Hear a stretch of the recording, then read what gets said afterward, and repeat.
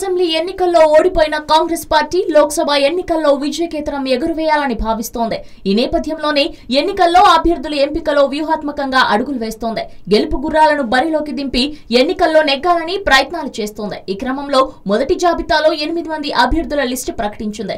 కాగా వారిలో ఆదిలాబాద్ నుండి రమేష్ రాథోడ్, మహబూబాబాద్ నుండి బలరాం నాయక్, పెద్దపల్లి నుండి చంద్రశేఖర్, మెదక్ నుండి గాలి అనిల్ కుమార్, చేవెళ్ల కొండా విశ్వేశ్వర్ రెడ్డి, మల్కాజ్గిరి నుండి రేవంత్ రెడ్డి, కరీంనగర్ నుండి పొన్నం ప్రభాకర్, జహీరాబాద్ మదన్ రావు పేర్లు వినిపిస్తున్నాయి. ఇక తాజాగా 9 మంది కూడిన జాబితా విడుదల చేసింది. కోమటిరెడ్డి వెంకటరెడ్డి భువనగిరి, మధు యాష్కి నిజామాబాద్, మల్లు రవి నాగర్ కర్నూల్, గాయత్రి రవి ఖమ్మం, అంజన్ కుమార్ యాదవ్ సికింద్రాబాద్, ఉత్తమ్ కుమార్ రెడ్డి నల్గొండ, అబ్దుల్ సోయల్ హైదరాబాద్, దొమ్మాటి సాంభయ్య వరంగల్, వంశీచందర్ రెడ్డి మహబూబ్ నగర్. హలో, మిమ్మల్నే యోయో టీవీ యాప్ డౌన్లోడ్ చేసుకున్నారా? ఇంకా లేదా? మీ యాప్ స్టోర్ కి వెళ్ళి వెంటనే డౌన్లోడ్ చేసుకోండి.